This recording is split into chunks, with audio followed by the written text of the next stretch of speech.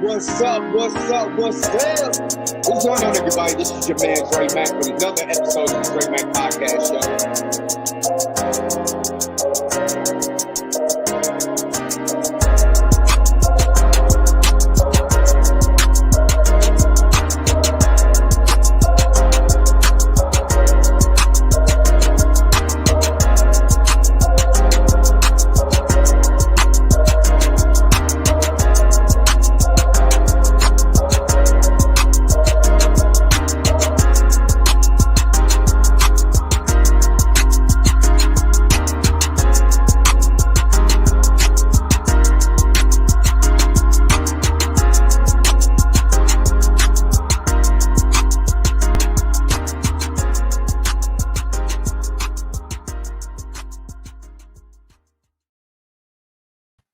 What's up? What's up? What's up? What's up? What's going on, everybody? This is your man Dre Mack with another episode of the Dre Mack Podcast Show. Today, I actually got a special guest up in the house. I have Mr. Nic King, the founder of Proud Puff Cereal. Brother, how are you doing today? I'm amazing, man. It's been a great day, long day already, man. But, I appreciate you allowing me on your platform and sharing me with your audience. I appreciate you, brother. If you don't know who Nic King is, he actually created a vegan cereal called Proud Puffs. And if you see in the lower corner, I got some of the I got the box up there. I got the logo in there. I seen you on Kelly Clarkson. I seen the interview that you did on there. I seen that you did an interview with your local newscast. Tell us, how did you get started with Proud Puffs? How did this whole concept come about? Yeah, there's a longer version, but I will give you guys the shorter version. I left my corporate job with 12 years, a little bit before the pandemic. Leading up to that, I really wanted to kind of focus on just being a dad. So I think that the pandemic kind of gave me that extra push. So once the pandemic hit, everything was a little crazy. I decided to kind of jump out and just focus on being a dad for a little while, full time. And, fast forward, maybe a month or two, I've called it divine inspiration because it just kind of came out of nowhere. The idea at 3 a.m., I kind of woke up, almost like it was whispered to me. And, just kind of being a creative, the way our brain works, I just did a little bit of research. I Googled Black-owned cereal company and I didn't see anything. And, fast forward, here we are now. And one thing about your cereal that I like is it vegan inspired. It's a vegan cereal. So even with that, I know I don't want to, ask you for your ingredients, but even just coming up with that, how was that? How was that like, man, I want to make a cereal, but I want to make a healthier cereal, for little boys, little girls, and grown men like me who love cereal. Right. The biggest thing really was, granted, I built out the company, just kind of show the world representation matters. And, I was like, listen, if I'm putting, a product back in the community, I want to make sure it's a product with real good nutritional value. So, going vegan, plant-based just made the most sense, especially since, I've been eating healthier myself, but to add on to that as well, just to kind of combat the high amounts of sugar. We used a natural sweetener, monk fruit, actually, just to kind of still give it that, sweet taste because it is, targeted to kids, so I wanted to make sure we had the right, product to go back into the community. Absolutely. So what all, like you said, you woke up 3 o'clock in the morning. Was there anything that you were kind of like, you left your job. Was there anything that you were looking like, you know what? I think this might actually work. What was some of the things that went into the process of getting that together? And you're looking at that, we got the pandemic going on. We have the George Floyd situation going on. Right. What triggered you to say, you know what, I want to make a cereal that represents us?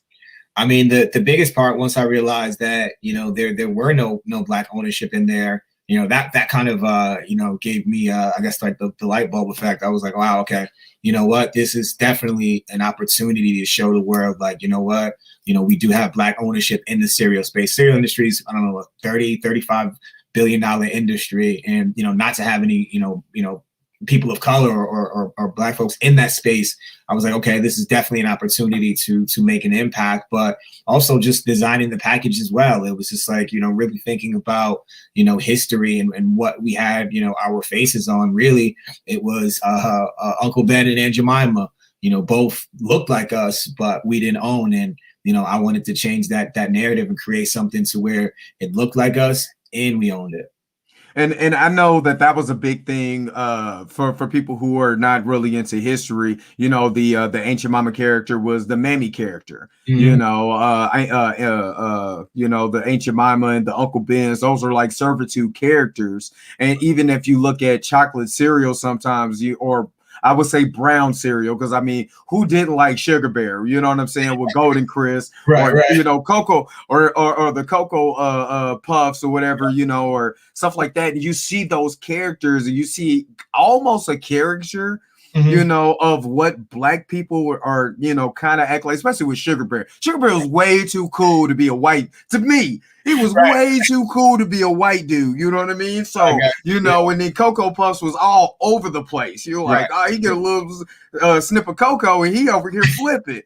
Right. So when you look at that representation, when you looked at that box, what was kind of going through your mind? Was you saying that, man, I just want black people on the cereal, or what was the whole kind of thought process with that? I mean, the biggest piece, after kind of putting together the name of the company, I said, what would I want to name my company? Like, what's the why behind the why? Why do I want to name my company? So I said, once Legacy Cereal kind of hit the front of my brain, I thought about that. I said, okay, I'm going to call it Legacy Cereal. I'm going to showcase why I'm actually doing it, which is my family.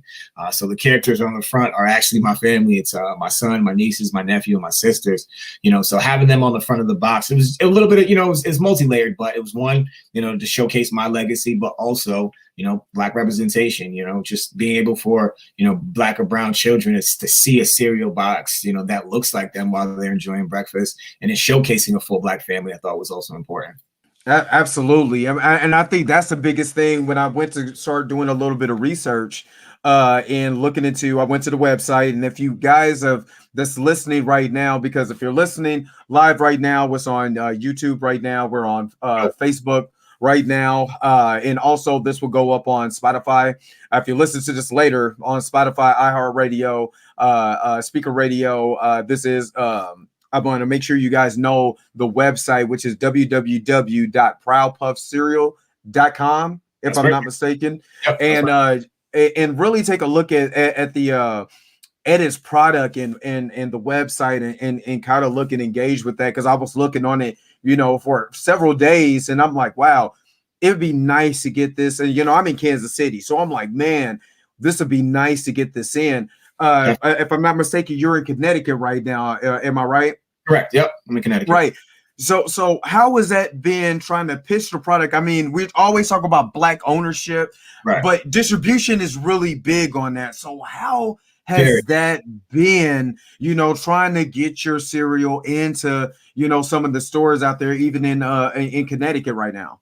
I think the biggest thing for us, and one of the things that we have to acknowledge as a real thing is, investments in capital is really where, a lot of dreams die, unfortunately. If you don't have the investment, if you don't have the funds to actually put out to scale the business, that's pretty much that ceiling on the actual dream. So for me, I was like, what? I did have early on, especially utilizing social media, I did have early on, once we made the announcement, I met with investors, and, the first thing they do is, they dangle the check in front of you and say, this is what we want to put into the business. However, I want to change the box. I want to make, different alterations to how you have the brand built out. So for me, what I decided to do instead of, chasing and pitching to investors, I wanted to put the product back in the hands of the community, which is what I'm doing right now, which is crowdfunding. Right. That was the most important way to go. And if I'm not mistaken, you already hit 100% on your goal, and that was announced today, if I'm not mistaken, on your IG. Am I correct? So we hit 100% to our first milestone goal. So right. I like to set goals for myself, you know, different rungs. So for our first goal, we hit 100% in a week, which has been amazing. And, you know, what also that does is, you know, it helps break that negative stereotype that, you know, we don't support our own culture. You know what I mean? Like this is proof in the pudding that, you know, we are, you know, our culture is coming out in full force and supporting, but also on the other side, other cultures are coming in as well. You know, anybody that believes that representation matters, anybody that understands the message, you know what I mean? Like this is the tribe that I'm building. This is the community I'm building. And I'm excited to see where we go from here. Absolutely. Absolutely. So let me just pivot real quick. How did the protesters, like we've been seeing these protests going on. It seems like we've been protesting forever. Right. But what was the significance of the George Floyd protests to kind of, you know, persuade you, I need to push this to even a lot more because, you know, all the things that is going on and how Black people are now being recognized, like our lives do matter. How much did that influence you on this push?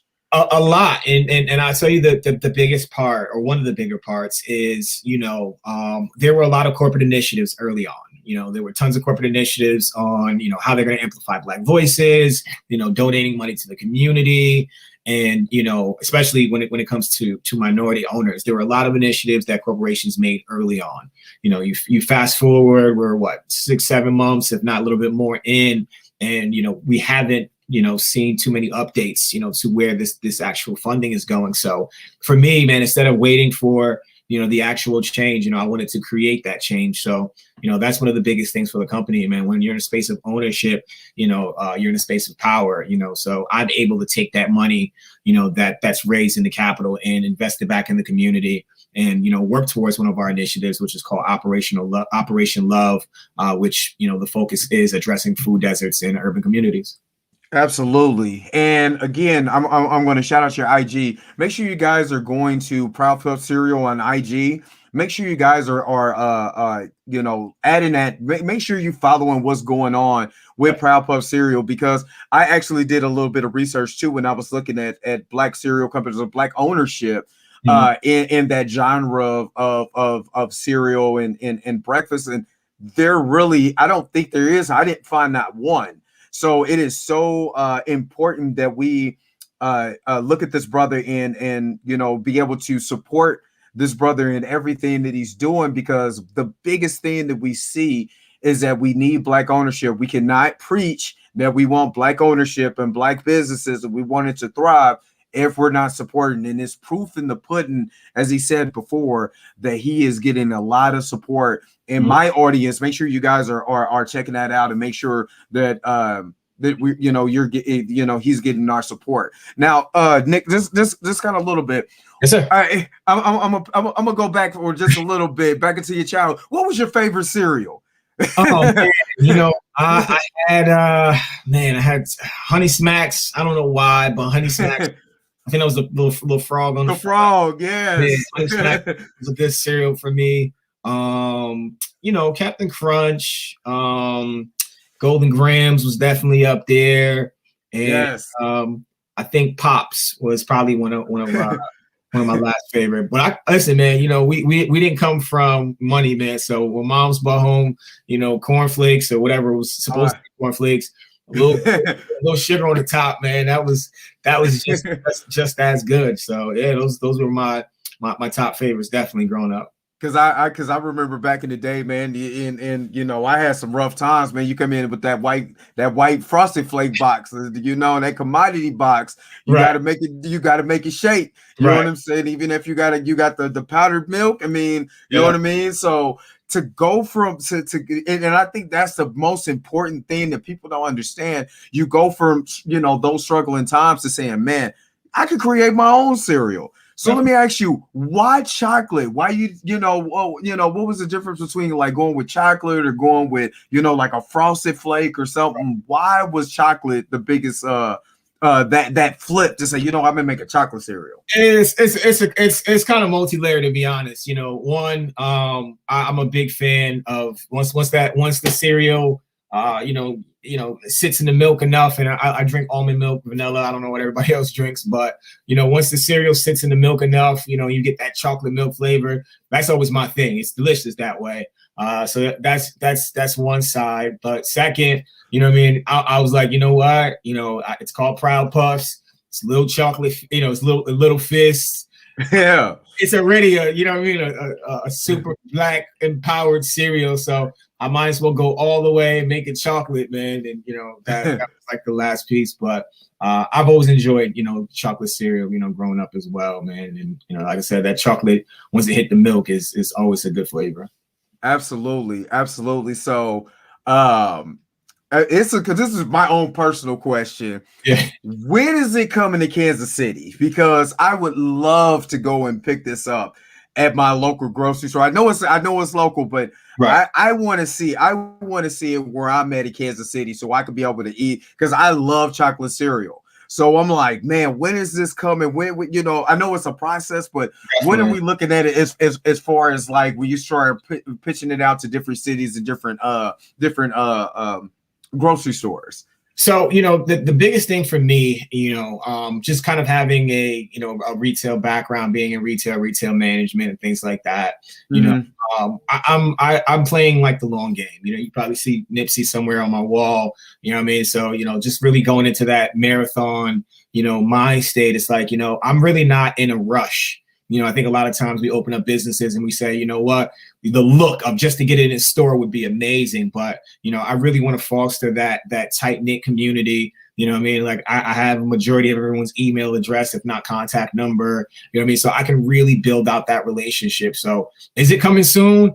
It's definitely coming, like it's definitely on its way. But also the biggest part as well is I wanted to build up enough buzz to where I created that demand to where I wasn't just going to grocery stores and pitching. I want to put myself, and I am putting the company in a position to where, they come to me and go, Nick, man, they can't stop talking about these Proud Puffs. We need them on shelves. And you always want to put yourself in a position of leverage, to where, you're not coming out with your, coming with your hand out. People are coming and saying, listen, we heard about it. We appreciate it. We need it. How do we get it, and how can we help?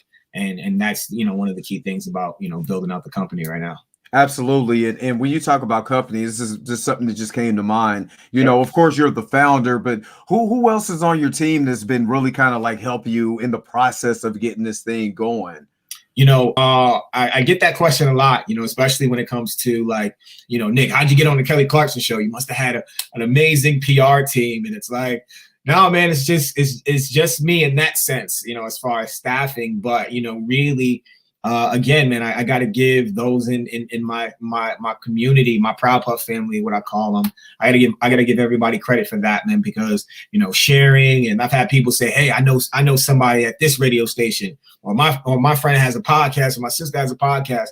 And that's really how, the Proud Puff, buzz started building up, really working close with the community and, the people, man. So I got a pretty big staff, if we look at it that way, of a couple thousand people that are helping me day to day, while we're building the company out. Absolutely. And people, if you didn't hear that little tidbit, what he just said, he said he has, that close-knit family that's seen what he's trying to do and how he's trying to get there, and they invested in his dream. You know what I mean? So it's very important when you see, our people dreaming to be able to invest in their dream, whether you give $1, or you just share it. It's so important to be able to invest in a dream. And also, I got to point this out, because my man got on the Chicago double three-peat. I'm looking at the hat.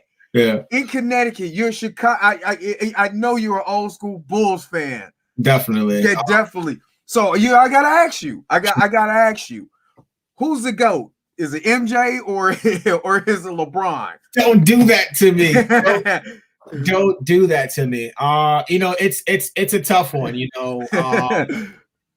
So I stopped really watching sports. Probably early 2000s. I'm obviously well aware of LeBron and his greatness, and I'm actually a LeBron fan. Yeah, Man, I don't want to answer this, J Mac, man. I'm gonna say they're both kings. I'm gonna go with that answer. They're both kings. They're both legends, man. So salute to LeBron and salute to Jordan for sure. I had to put you on the spot. People that's new to my show, what I like to do is hit them with a question just to put them on the spot, whether it's Michael Jackson or Prince. I can answer those answers easier, but yeah, no, man. I love, as far as sports and being competitive, etc., man. Both of them, like I said, are legends in their own right. Absolutely, and shout out to my brother who always support me and support my channel, support what I'm doing. My brother Rico Suave, the tag guy, very good artist, and he would love to design the mascot for you. So so make sure, Rico, that you go to www.proudpuffcereal. No, I'm sorry. The email, that's the email is www.proudpuffcereal.com. I would say just write it, put something together, email them. Yep, email's linked in there, man. Definitely reach out to me, Rico, man. I do appreciate that. Absolutely. And again, I didn't want to hold you long, man. I'm enjoying the conversation. So well, oh my God, you know how you have a break. The question was there and it was like boop. Today I go through that, man. Trust me. So as far as the business, us folks that's listening here on the Dre Max Show, what are more ways that we could be able to support you? Give us everything that we could do to be able to help you out and to be able to see this business just blow up. Definitely. So one of the things that I like to say a lot, and I think you kind of mentioned it as well, in the event that you don't have the funds, like social currency is a real thing, whether it's an encouraging comment under one of the posts, sharing, telling a friend, like that is as valuable as actually purchasing it.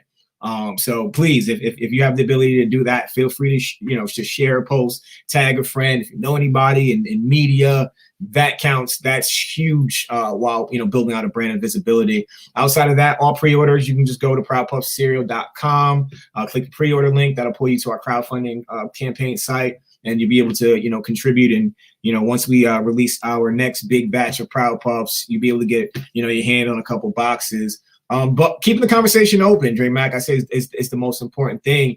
I've gotten some messages that were bizarre of people like it's reverse racism and not really understanding them. But so I say to have that conversation and, of why representation matters in all fields, it's not just Black, like all fields, all different races, just understanding why representation matters, whether it's on a product or whether it's in a field of business, and just understanding that this was really to uplift the Black and brown community, because there was no minority owners in the cereal industry, or at least that I was aware of. Not just having a product, but owning a company. That's why that was important for me. You know what I mean?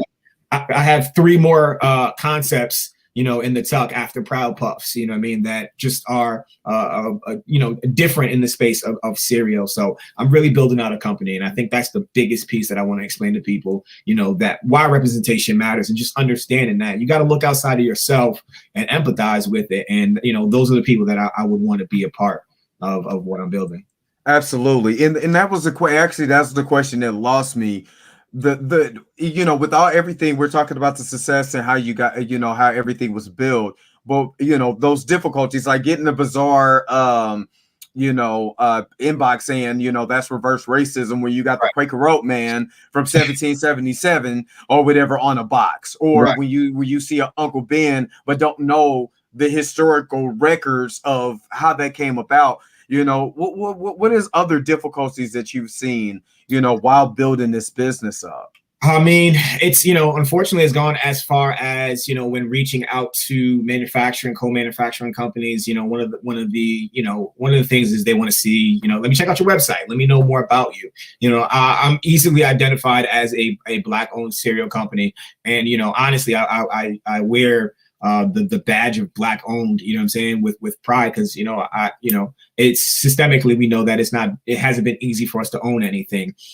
So once they view the website, it's easily identified. So at that point, it's either I'm not getting a call back, I'm not getting an email response, or I've tested out at least one instance of inflated pricing, and it's unfortunate, to be honest. But I think that we all need to start. I've said it for a while, and I respond to those emails, when someone says reverse racism, because I want to understand where your mindset is, when you say things like that. And some we've agreed, in certain, we've gotten to a place of agreement, like, okay, I understand why you may think that way. However, this was my intent, and we may have agreed to disagree. Some people said, wow, I didn't know that's how you thought. So I'm open for the discussion. I'm just asking people that don't understand to seek to understand first and foremost. But just like I do, man, lead with love and empathy, and I feel like that's going to put the world in a better place. Absolutely. Absolutely. And again, this portions of this video will be on my Instagram. So Awesome. Make sure you check out the Dre Mac Show Instagram page, because this will go up, just portions of this show, so we can be able to support, man. It's just so it's almost like, man, I get so overjoyed when I see, not only just my people, but young Black men that's going out and saying, you know what, I want to develop something that nobody has done before, and taking that leap and that bound. So, man, I completely salute you with everything that you do, man. You are Black history, man, and I want to salute you. Thank you, J Mac, man. I appreciate that, man. And I'll say, at the end of the day, really, even on the side of the box, it lists 20 influential Black figures to help push the culture forward, and some of the first, we do come from some of the, the greatest inventors and created some of the greatest inventions. And I want us to get back to that. Like, I do have friends that are in sports and in music, but think about all the things that we've created, man. I really want to get back into that space, and definitely in the space of ownership, for all people, man, so. But like I said, man, I appreciate you allowing me to speak on your platform, man. And, I'm excited to see what's next for Proud Puffs, because we do have, a lot coming. Absolutely. And then, again, to acknowledge, you got Nipsey, on the wall, and just seeing how that brother was so influential and everything that he was trying to do to change the narrative of young Black men. They come from certain communities and in certain, financial situations, to see a king rise, man. It's a beautiful thing, man. So again, man, I salute you 100%. Make sure you guys are going to www.proudpuffcereal.com. Again, that's www.proudpuffcereal.com. Make sure we're supporting this brother and whatever he's doing. The only thing that I would like to see is a chocolate malto meal, man. You got to give me a chocolate malto meal. What? Because besides chocolate cereal, right, we had to, my grandmother would give me the chocolate malto meal, and that's still to this day my favorite hot cereal. So, and especially on a 10-degree day with snow right now, I would love some malto meal. So, man, we'll add that to the list, man, of products, man. I said we got a lot coming, man. So I'm excited, man. But again, thank you, Dre Mac. I do appreciate it. No problem. If I could just sit there and imagine, hey, come here, man. Dre Mac said he want a chocolate malto meal. So, man, we need to make sure that this is right. He said he needed it. So make sure this is right. Well, again, brother, I appreciate you for your time. Again, make sure you guys are checking this out on YouTube. Make sure that you guys are checking this out on Spotify, iHeartRadio, Google Podcasts, Apple Podcasts, wherever you get your podcasts at. Nick, again, I appreciate you, brother. Shalom to you. Many blessings for the near future. And again, we will be doing this again. I just want to make sure that we get your message out. I appreciate that. Definitely, man. Like I said, man, I'm excited, man. I can't wait till once we hit summer, man. By summer, things are just going to be, it's going to get crazy once people get a box of these in their hands. So, we'll definitely circle back, man. I appreciate you. Absolutely, man. Again, shalom to you. Thank you so very much. My brother. All right, guys, this is another episode of the Dre Mac Podcast Show. Make sure you guys are checking out a later edition of the Dre Mac Podcast Show. I will be talking about WandaVision episode 4 and 5. I know I'm super late, but I got to make sure that I do that podcast for you guys. I will be having my brother on, so make sure you guys are checking this out. I love y'all. Peace and shalom to everyone. I am out. Make sure you get, again, www.proudpuffcereal.com, or go to this IG page. You just don't know if you got an IG, make sure you just go to Proud Puff, just search for Proud Puff cereal, and I will holler at you guys later. Peace again, and shalom to everyone.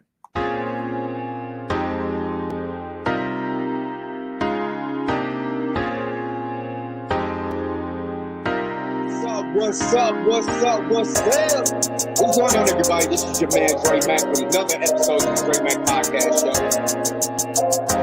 Show.